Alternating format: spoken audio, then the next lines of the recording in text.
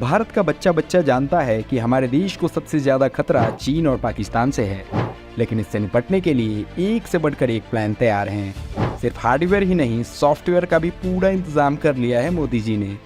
सबसे पहले बात हार्डवेयर की करें तो LAC पर भारत ने अपने सुरक्षा कवच को मजबूत कर लिया है, लेकिन देश के उत्तरी सीमा पर खतरे को देखते हुए इंफ्रास्ट्रक्चर को और आधुनिक बनाने की जरूरत है। ऐसे में मोदी सरकार ने अंडर वाटर रेल और रोड टनल बनाने का फैसला किया। ब्रह्मपुत्र नदी के अंदर बनने वाला यह टनल इंजीनियरिंग मार्वल का सबसे बेस्ट उदाहरण है।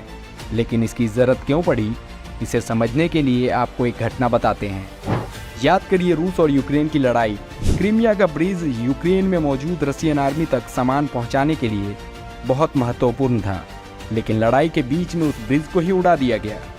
रूस जैसा सुपर पावर इसके आगे कुछ नहीं कर सका। जब पूरी दुनिया की नज़रें रूस और यूक्रेन पर टिकी थी, तब मोदी जी चीन से निपटने का फ्यूचर प्लान तैयार कर रहे थे। हमारा पड़ोसी चीन लगातार बॉर्डर पर टांग घुसाते रहने की कोशिश करता है, लेकिन मोदी जी के नेतृत्व में भारत चीन को लगातार बैकफुट पर रखता है। हमारे जवान पूरे जोश के साथ उसको पीछे धकेल देते हैं, लेकिन रूस यूक्रेन लड़ाई को देखते हुए मोदी जी ने और भी तैयारी कर ली है। अगर फ्यूचर में चीन और पाकिस्तान की सीमा पर खतरा उत्पन्न होता है तो अंडर वाटर टनल बड़े काम का साबित होगा। दुश्मन जमीन के ऊपर के इंफ्रास्ट्रक्चर को तो तहस नहस कर सकता है, लेकिन पानी के अंदर उसकी एक नहीं चलेगी। इसमें एक दूसरे के समानांतर रोड, रेल और एक इमरजेंसी टनल होगा। तीनों एक दूसरे से इंटरकनेक्टेड होंगे। इससे इमरजेंसी में एक टनल से दूसरे टनल के रास्ते लोगों को निकाला जा सकता है। LAC के लगभग समानांतर बने DSDBO रोड को बनने में 2 दशक से भी ऊपर का समय लगा, लेकिन मोदी सरकार इसे अगले कुछ सालों में ही तैयार कर लेगी। 9.8 किलोमीटर लंबा यह टनल ब्रह्मपुत्र के दक्षिण में जमुई हाट सिलघट को उत्तरी असम, तवांग और अरुणाचल प्रदेश से जोड़ेगा। हालांकि इसमें 7,000 करोड़ का खर्च आएगा, लेकिन इसका जितना महत्व है उसके आगे यह राशि कुछ भी नहीं है। इसका इस्तेमाल केवल युद्ध के समय में ही नहीं बल्कि नॉर्मल टाइम में भी किया जा सकता है।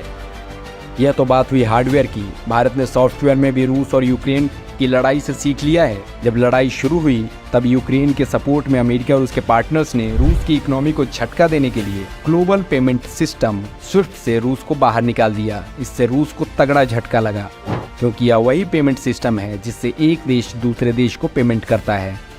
मोदी सरकार ने इस चुनौती को समझा और UPI को और आधुनिक बनाने के लिए कदम उठाए। इसलिए अब भारत को इससे घबराने की जरूरत नहीं है। UPI से भारत का लगभग हर आदमी जुड़ा हुआ है। आने वाले समय में दुनिया में भारत का अपना पेमेंट नेटवर्क होगा। इसकी शुरुआत भी हो चुकी है।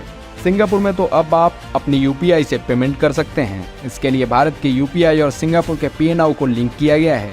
अभी तो बस शुरुआत है। आने वाले समय में दुनिया के कई सारे देशों में यह देखने को मिलेगा। इसके अलावा भारत के रुपे कार्ड से सिंगापुर, भूटान, UAE, बहरीन और सऊदी अरब में भी लेन देन हो सकता है। मतलब मोदी जी का डिजिटल इंडिया मिशन अब भारत से निकलकर बाकी देशों में पहुंचने लगा है। पहले जब समस्या आती थी तब हम इसके समाधान के लिए प्रयास करते थे, लेकिन मोदी जी के नेतृत्व में भारत हर प्रॉब्लम का मुकाबला करने के लिए पहले से ही तैयार है। भारत पर जो भविष्य में संकट आ सकते हैं उसके लिए मोदी जी ने पहले ही तैयारी कर ली है। अब भारत किसी के ऊपर निर्भर नहीं है, और अगर कोई हम पर उंगली उठाए तो उसका जवाब देने के लिए भी हमारा देश सक्षम है। भारत माता की! भारत माता की!